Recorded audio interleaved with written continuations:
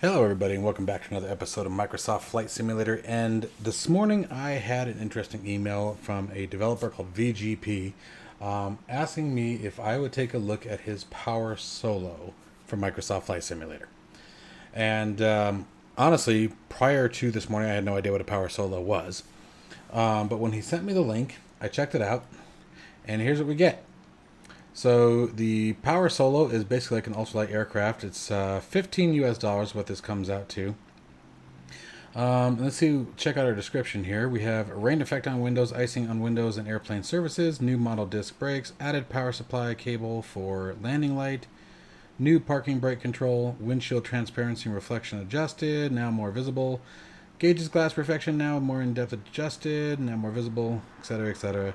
Working suspension with remodeled frame attachment, stronger landing light, added normal textures for carbon fiber dashboard and text on tires. Optimized 3D model for higher FPS, awesome. And all switches now click, mixture knob sound, parking brake lever sound, mechanical flap sound, no servo anymore. Fuel cutoff sound, throttle lever sound, fuel feed pump sound. Let's see if there's anything else that we need to be aware of here. Now, let me tell you guys something real quick here. I have never flown an aircraft like this, simulation or otherwise. It would not typically be my cup of tea. I've never even tried it, never thought about it. So I'm a little apprehensive going into it. It's not normally something that I would fly. But I'm gonna try to give my best honest review as always. And hopefully we find something that's enjoyable here. I have yet to fly it. This is my first attempt here. So you guys are catching it from a first-time experience like myself. So as always, we're going to start out by checking out the textures, documentation, as well as, obviously the flight model. That's the big one for me. So getting right into it, let's go ahead and just take a spin around the external here. The texturing looks a little subpar for Microsoft Flight Simulator. The reflections are nice. The wing looks great. The engine textures there, like kind of like a Lego. It's got sort of a plastic look to it. The storage bags on the back again look kind of Minecrafty, if that makes sense. The tires look perfectly fine. The tires look cool, but again, even like the wheel hubs there, I don't know what it is. I don't know what it is, but like if you guys look at the engine block there, it looks like a big plastic piece, like a model, like a plastic model you put together. But the coloring is nice. The frame looks great. You can still see plenty of reflection coming off of the aircraft, which is always awesome. Now, with this being an open cockpit like this, I'm not going to be paying too much attention to the graphics and the textures. I mean, obviously, the purpose of this kind of aircraft is to enjoy the scenery. I mean, I catch that. I've just never flown one before. So let's go ahead and jump into the cockpit, and we will see what we get. All right, so jumping into the cockpit here, again, same principle as what we were talking about before. The textures look a little less than what we're used to, but it looks like they're a work in progress. It looks like there's development being done. And that's what it sort of sounded like by the description. I'm talking about frames and attachment locations, things like that. Sounds like it's obviously still in development. But other than that, it's kind of cool looking down here. I'm interested to see what the flight is like. Let's check out the console here. So we've got, looks like a standard compass, airspeed indicator, RPM, looks like voltage and water temperature, altimeter, and it's actually got altimeter pressure reading there. I'll be darned. Okay, cool. A fully functional altimeter. That's nice. All right, earned points there right out of the gate. And then let's see here, fuel flow. Oh, fuel percentage and flow. Okay, so you got, looks like this one is going to be our fuel flow. This is fuel percentage. So we got half a tank here. And it's like, again, these switches look a little, they're very simple. Those are the the fuses there. Got a slip indicator. It's got to be our mixture. PB. Oh, parking brake, duh. Go ahead and arm the parking brake. And again, obviously your ignition switch. So yeah, the textures are definitely something to leave desired. Hopefully that's something that gets adjusted in the future. And again, same thing that I was talking about before. I mean, it looks like a Lego piece. But hopefully that's something, again, that can be worked on. And, you know, I'm sure one of our texture artists in the community ever gets a hold of this, they'll go crazy with it and tear it up. Flight stick, I would imagine mic switch. Well, I mean, simple thing like that, that's got to be fuel shut off there. And then throttle and... what was that? Oh, flaps. Right? Yep, flap. Okay. All right, cool. Well, I mean, there really isn't a whole lot more to discuss visually. I mean, it's a simple airplane, and I totally understand that's its purpose. So, taking that into consideration here, let's I guess let's take it for a spin. Okay, so let's look at the documentation here. And the documentation does give you a history on the aircraft and how it was developed. This is a fictional version of the 103, the Solo 103, as the real version was a prototype built by a company called Just Aircraft. And what makes this fictional, based on what I've read, is that he's put a larger engine in it, 65 horsepower, 6,500 RPMs, where I guess the original had 37. The reason why he did that, I guess, is the 37 horsepower engine just wasn't performing well in Microsoft Flight Simulator.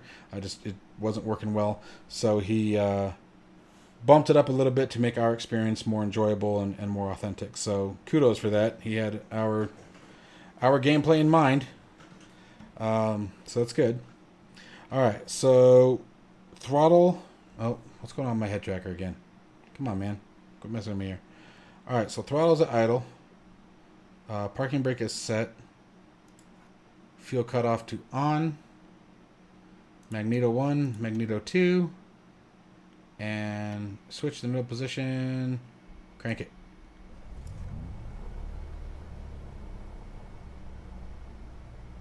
Engine sound is very nice. Definitely no complaints about the sound at all.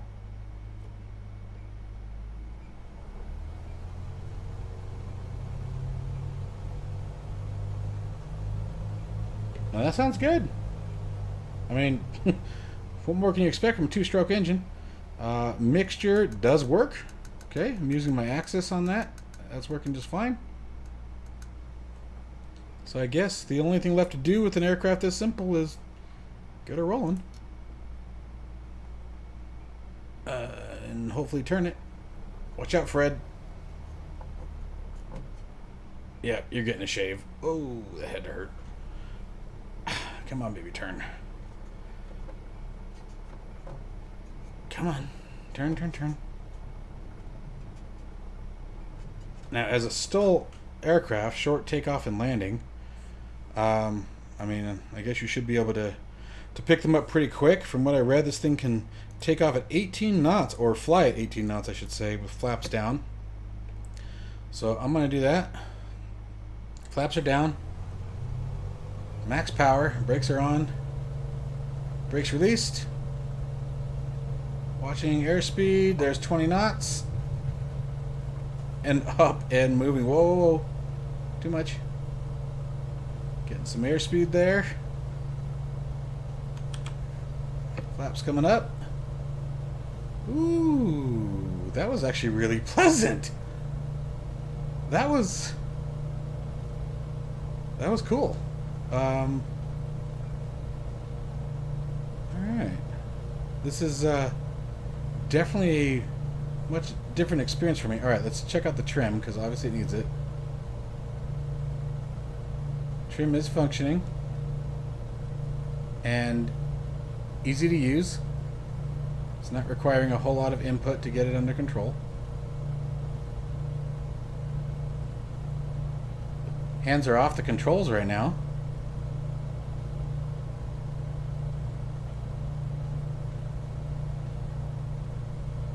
Flight model seems to be very nice. You can see the wind effect against the airframe. See how she flies. Coming into a turn.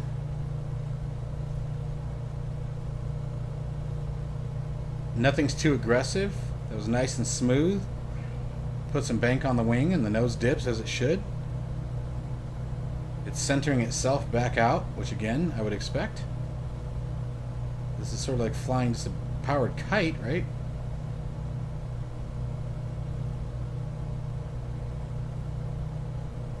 That was interesting.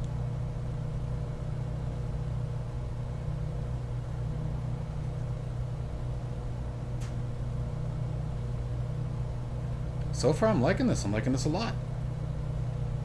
Let's do a test here to see how comfortable the flight model is. Let me get it trimmed out again.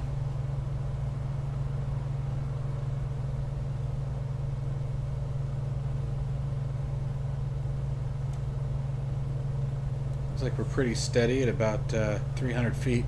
Now I'm going to try to steer it with just the rudders and the throttle. So hands are off the flight control.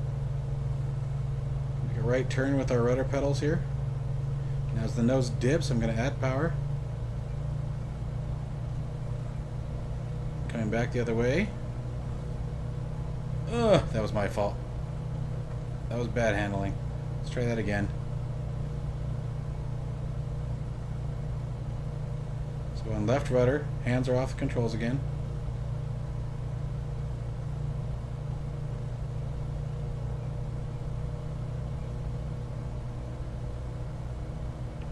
Straightening it back out with the right rudder.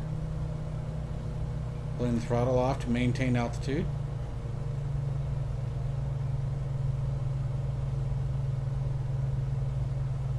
This is a very nice flight model, so it's very clear that he put a lot of effort into the flight model.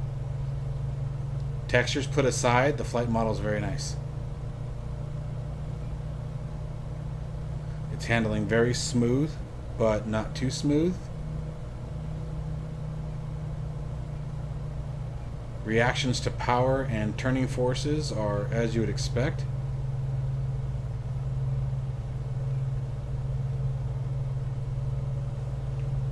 Now let's just have some fun. I've never flown anything like this before, and I gotta say I'm enjoying it. Let's take a cruise on the water. I mean, and it's doing 90 knots. Whoa! And you can sort of see how the camera pulls when you make a turn, like the aircraft sort of dragging around and then just zips around, like I said, like almost like a kite. I guess that, again, that makes sense for an aircraft like this, but this is my first time ever experiencing anything like this. So I was very skeptical coming into this, but I'm actually having a really good time here. This is a neat experience, and with the graphics that Microsoft Flight Simulator offers, it's definitely... Oh, hello, that's a tree. Oh, okay.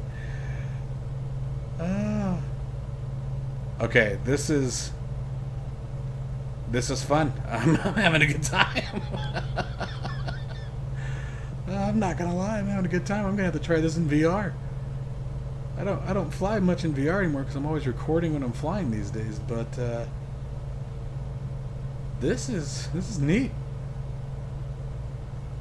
I'm scared to look away though. Like, I'm so scared to look away.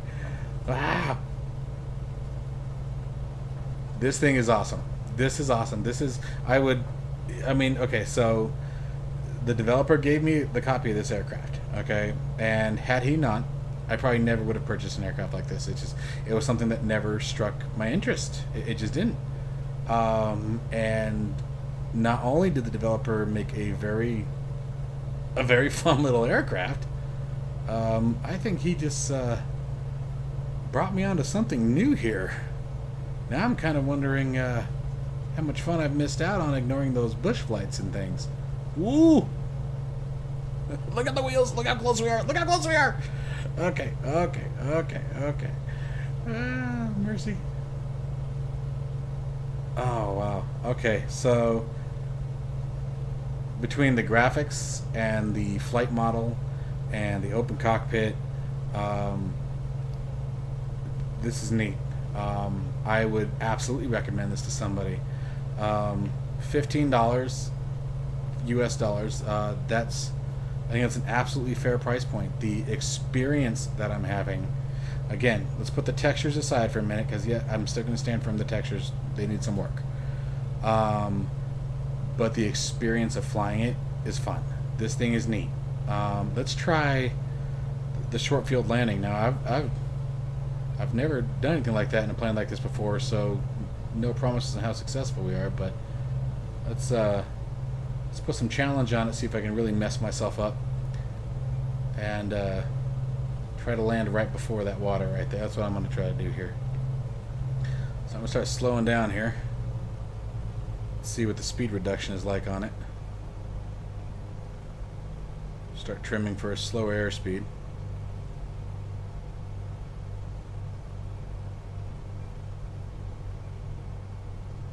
Let's turn around.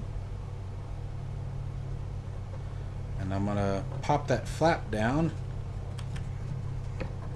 Okay, and the flap drag was definitely accurate. It pulled that nose up. Pulled that nose up pretty quick. Alright, so I read 18 knots. We should be able to fly. So I'm going to try to get her a real gentle descent. Pulling that power back. Pulling that power back. Pulling that power back. We're at 22 knots or so. 28 knots. Now we're about 25 knots. There's a stall warning. Oh. Oh no. Oh no. Ooh. Oh, wow. Ugh. Okay. Oh, okay. So I suck at that short field landing. Alright. I want to try that again. Let's try that one more time.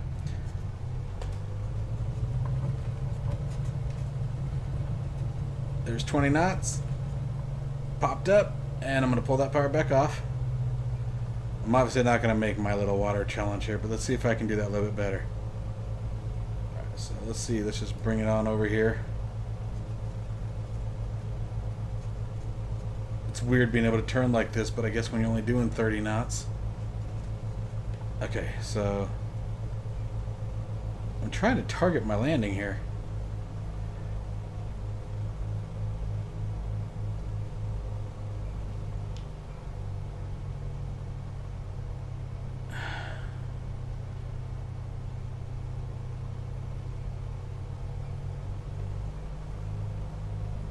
There we go. Okay, so I'm going to try to go in 3, 2, idle.